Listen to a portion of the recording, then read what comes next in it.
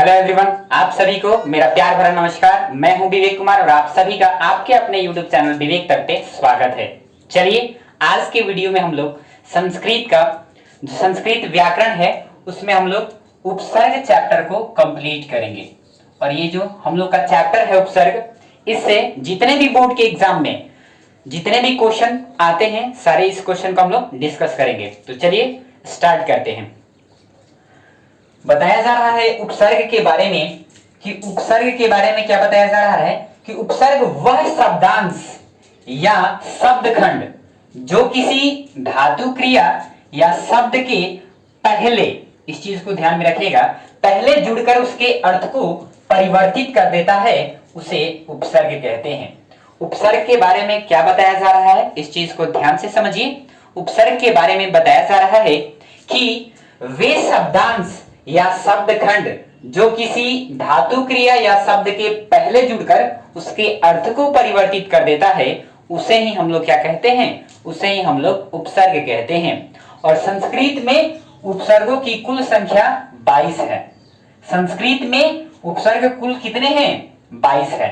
तो हम लोग 22 जो उपसर्ग हैं उसको बारी बारी से डिस्कस करेंगे विथ एग्जाम्पल के साथ। तो चलिए आगे बढ़ते हैं। पहला जो हम लोग का उपसर्ग है वो है प्र।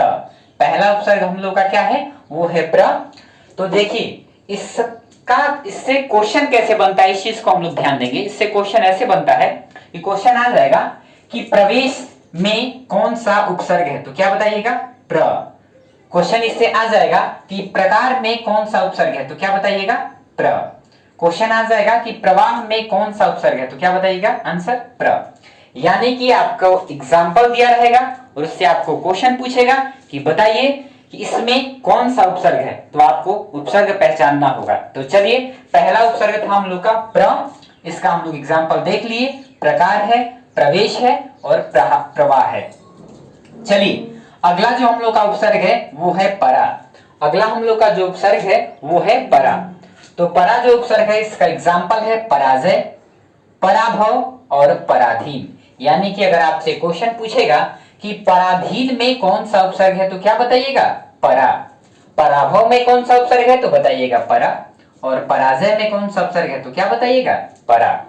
चलिए तीसरा नंबर उपसर्ग की तरफ बढ़ते हैं। और तीसरा उपसर्ग जो है आपका वो है अप। क्या है, अप। तो इसका एग्जाम्पल है अपमान, अपकार और अपवाद। इस चीज को आप लोग ध्यान में रखिएगा। देखिए ये जो उपसर्ग है ना, इसका आप लोग को एग्जाम्पल ही ध्यान में रखना है कि इससे, क्योंकि एग्जाम्पल से ही क्वेश्चन पूछे जाते हैं कि इसमें कौन सा उपसर्ग है, तो इस चीज को आप लोग ध्यान में रखिएगा।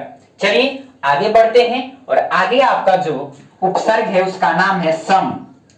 तो इसका जो एग्जाम्पल है वो है संस्कार, संस्कृत और संयोग। अब देखिए ये जो अनुसार है इसका मतलब आधा म होता है संस्कृत में, तो इस चीज को आप लोग ध्यान में रखिएगा। ये मोस्ट इंपोर्टेंट ये जो आपका उपसर्ग है, क्यों, क्योंकि ये क्वेश्चन बहुत बार रिपीटेड क्वेश्चन है, बोर्ड के एग्जाम में ये क्वेश्चन आपको पूछा जा चुका है। इस चीज को आप लोग ध्यान में रखेंगे। चलिए आगे बढ़ते हैं। अगला जो आपका उपसर्ग है वो है अनु। तो इसका एग्जाम्पल है अनुवाद, अनुचर और अनुभव। इस चीज को आप लोग ध्यान में रखेंगे। चलिए आगे बढ़ते हैं। अगला जो आपका उपसर्ग है वो है अव। तो अव का एग्जाम्पल है अवकाश, अवतार और अवगत। समझ में आ रहा है कैसे आपके बोर्ड के एग्जाम में क्वेश्चन पूछा जाएगा और किस फॉर्मेट में पूछा जाएगा, इस चीज को आप लोग को ध्यान में रखना है। हम कह रहे हैं कि इसका जो फॉर्मेट होगा वो एग्जाम्पल का होगा। एग्जाम्पल को देगा और आपसे पूछेगा कि बताइए निम्नलिखित में से इसमें कौन सा उपसर्ग है, तो आपको इस उपसर्ग को पहचानना होगा। और ये चीज हम आपको पहले ही बता दिए कि उपसर्ग कहते किसे हैं, उपसर्ग का डेफिनेशन क्या है। तो हम ये बताए आपको कि वे शब्दांश या शब्दखंड जो किसी धातु क्रिया या शब्द के पहले जुड़ करके उसके अर्थ को बदल देता है। इस चीज को आप लोग ध्यान में रखिएगा। यानी कि जब भी एग्जाम्पल देगा तो पहले देखना है कि इसके पहले क्या लगा हुआ है। चलिए आगे बढ़ते हैं छठा नंबर उपसर्ग की तरफ। ये तो हो गया। सातवां नंबर है निष्ठ। तो इसका एग्जाम्पल है निश्चय, निश्चल और निश्चल। इस चीज को आप लोग ध्यान में रखिएगा। चलिए अगला जो आपका उपसर्ग है वो है निर, अगला उपसर्ग है वो है निर, तो हो जाएगा इसका एग्जाम्पल निर्बल, निर्धन और निर्दोष। अब देखिए ये जो आधा र है ना, ये आधा र इसमें कन्वर्ट हो जा रहा है, इस चीज को आप लोग ध्यान में रखिएगा।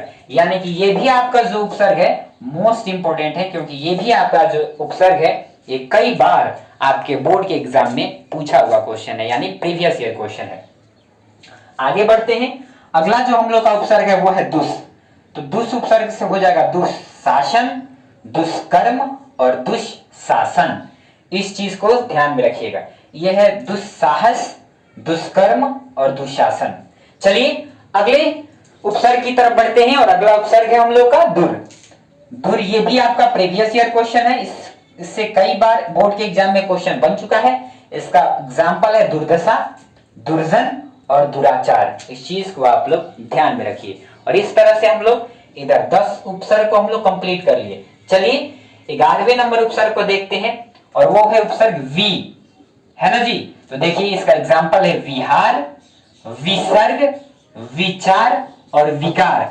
यानी धातु क्रिया या शब्द के पहले जुड़ता है, ये पहले जुड़ता है और इसके अर्थ को बदल देता है, उसे ही हम लोग उपसर्ग कहते हैं। चलिए आगे बढ़ते हैं और अगला हम लोग का जो उपसर्ग है वो है आ, तो इसका एग्जाम्पल है आचार, आहार और आकार।